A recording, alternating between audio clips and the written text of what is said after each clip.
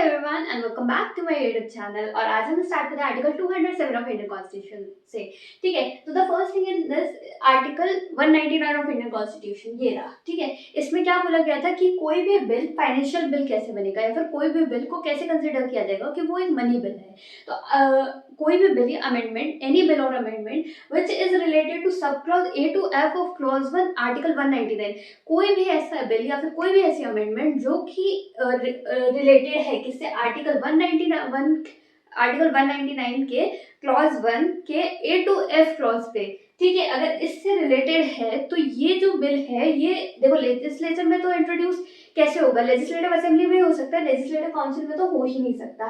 पर legislative assembly में भी तभी इंट्रोड्यूस होगा जब गवर्नर की रिकमेंडेशन होगी। अगर गवर्नर रिकमेंडेशन नहीं देता है तो ये बिल इंट्रोड्यूस नहीं होगा, जो भी रिलेटेड होगा article 199 clause 1 A to F में। ठीक है, पर इसमें यह भी बोला गया है कि अबॉलिशन ऑफ टैक्सेस या फिर रिडक्शन या फिर अबॉलिशन करना है अगर टैक्सेस का, तो वो बिना रिकमेंडेशन ऑफ गवर्नर के हो सकता है। इसमें हमें छूट दी गई है, पर बाकी गवर्नर की रिकमेंडेशन हर चीज में इंपॉर्टेंट मानी गई है।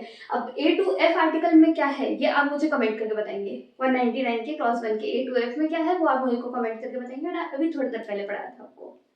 Now we are reading Article 208 of Indian Constitution। जिसमें बताया गया है कि हाउस ऑफ लेजिस्लेचर जो है, जो both houses of legislature, legislative assembly और लेजिस्लेटिव काउंसिल, ठीक है, ये दोनों मिलके क्या कर सकते हैं कि can make rules with subject to the procedure, provisions and the conduct of business. ये लॉज बना सकते हैं, ये रूल्स बना सकते हैं according to the provision, procedure and conduct of business of the constitution. Constitution ने जो क्राइटेरिया पैरामीटर फिक्स कर रखा है उसके अंडर रह के ये अपने रूल्स रेगुलेशन बना सकते हैं।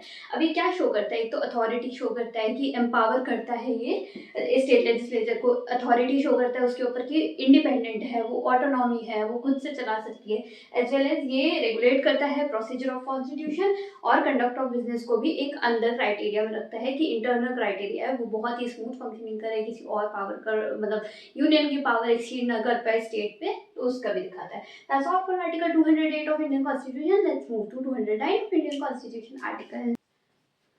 Okay, now we are reading article 209 of Indian constitution. बहुत ही इजी है वाला आर्टिकल। It allows state legislature to pass laws and regulate. अब देखो स्टेट का हमने पढ़ा था आर्टिकल 208 में कि एम्पावर कर रहा है स्टेट को, लॉ बनाने की पावर दे रहा है, ठीक है, स्टेट लेजिस्लेचर को।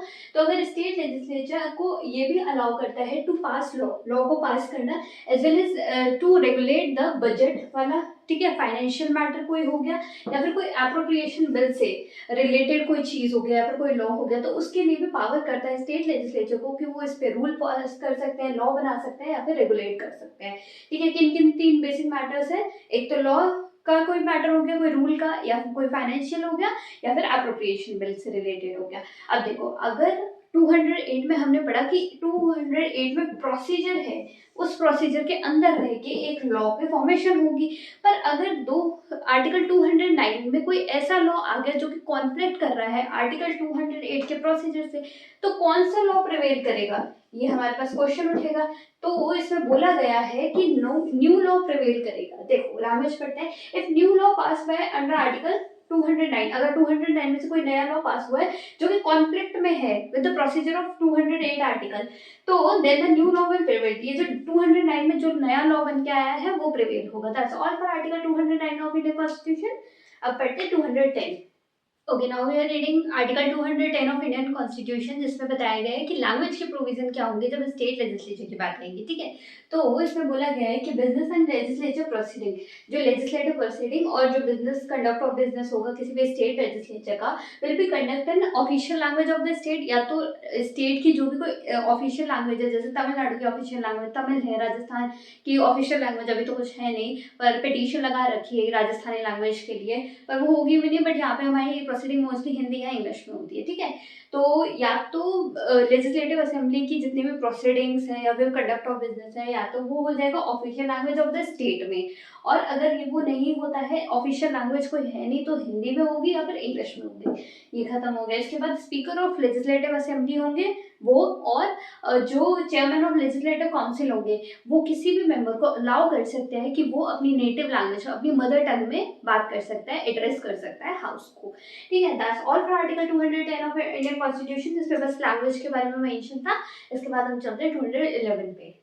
Now we are reading article 211 of Indian constitution, जिसमें बात की गई है कि रेस्ट्रिक्शन लग रहा है। अब देखो, जब हम यूनियन के कॉन्टेक्स्ट में बात करते हैं लोकसभा और राज्यसभा, और जब हम स्टेट के कॉन्टेक्स्ट में बात करते हैं लेजिस्लेटिव असेंबली और काउंसिल, दोनों में हमारे पास फ्रीडम ऑफ स्पीच है। तो ऐसी कौन सा क्राइटेरिया आ गया, ऐसा कौन सा एस्पेक्ट आ गया कि जहाँ पे हमें रेस्ट्रिक्ट कर दिया है डिस्कशन के लिए ही लेजिस्लेटिव असेंबली में। तो देखो बात करते हैं अभी लेजिस्लेचर में।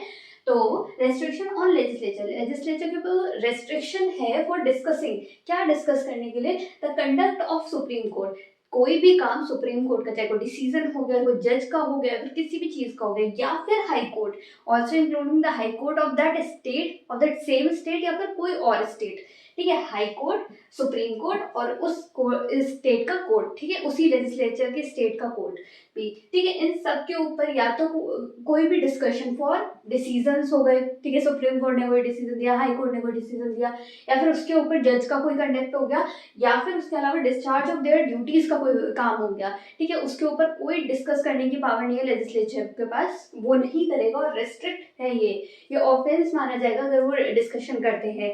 इससे क्या कि पॉलिटिकल इन्फ्लुएंस नहीं पड़े किसी भी हमारे जुडिशियल सिस्टम पे, हमारा जुडिशियल सिस्टम इंडिपेंडेंट रहे, और ये जैसे स्टेट लेजिस्लेचर है या फिर यूनियन का लेजिस्लेचर, ये लेजिस्लेचर अपने अलग काम करे, जुडिशियरी अपनी अलग काम करे, इन दोनों का ये इंटरडिपेंडेंट हो, पर ये एक दूसरे के ऊपर हावी नहीं हो, इसके लिए हमने इनको अलग करने के लिए, इनके रोल्स को डिवाइड करने के लिए हमने ये वाले रेस्ट्रिक्शंस लगा रखे हैं।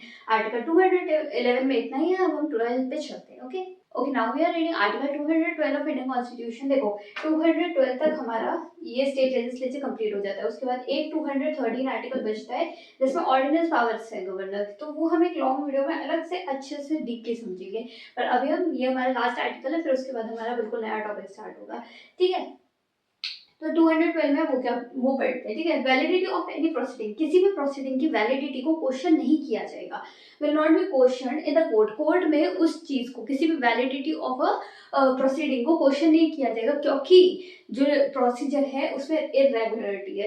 देखो वापस से पढ़ते हैं, validity of any proceeding will not be question in the court. देखो पिछले वाले आर्टिकल में 211 में हम पढ़ रहे थे कि हम कोर्ट में इंटरफेयर नहीं करेंगे, किसी के कोर्ट के डिस्कशन नहीं करेंगे, तो इसमें ये बोला गया कि कोर्ट भी इंटरफेयर नहीं करेगा, कि कोई भी वैलिडिटी है प्रोसीडिंग की, कोई भी वैलिडिटी उसको क्वेश्चन नहीं किया जाएगा कोर्ट में, इस बेसिस पे कि हमारा जो प्रोसीजर है उसमें इरेगुलरिटी आई है, ठीक है। इसके बाद चलते हैं, ऑफिसर और जो मेंबर होते हैं स्टेट लेजिस्लेचर के, वो ऑथराइज होते हैं, किन किन चीज़ों के लिए ऑथराइज होते हैं, कि प्रोसीजर को कैसे रेगुलेट करना है, जो कंडक्ट ऑफ बिजनेस चलते हैं लेजिस्लेचर के वो कैसे करने हैं, या फिर मेंटेन ऑर्डर को कैसे मेंटेन करना है, इन सब के लिए ऑथराइज होते हैं। तो ये जो लोग हैं ये सब्जेक्ट नहीं होंगे किस चीज़ के लिए, कोर्ट के जुरिस्डिक्शन के लिए का सब्जेक्ट नहीं होंगे ये, तो ये इंडिपेंडेंटली अपना काम करेंगे। और ये जो जुडिशरी, लेजिस्लेचर और एग्जीक्यूटिव है वो तीनों मिलके, स्टेट का भी चाहे यूनियन का भी, इंटरडिपेंडेंटली वर्क करेंगे as well as independently work करेंगे, ठीक है। That's all for article 212 of Indian constitution and that's all for this video. आपको वीडियो अच्छा लगा हो तो please subscribe my channel. Thank you for watching, और मैं आपको मिलती हूँ और ऐसे नॉलेजेबल वीडियो के साथ अगले वाले वीडियो में। टिल देन टाटा, ध्यान रखना अपना।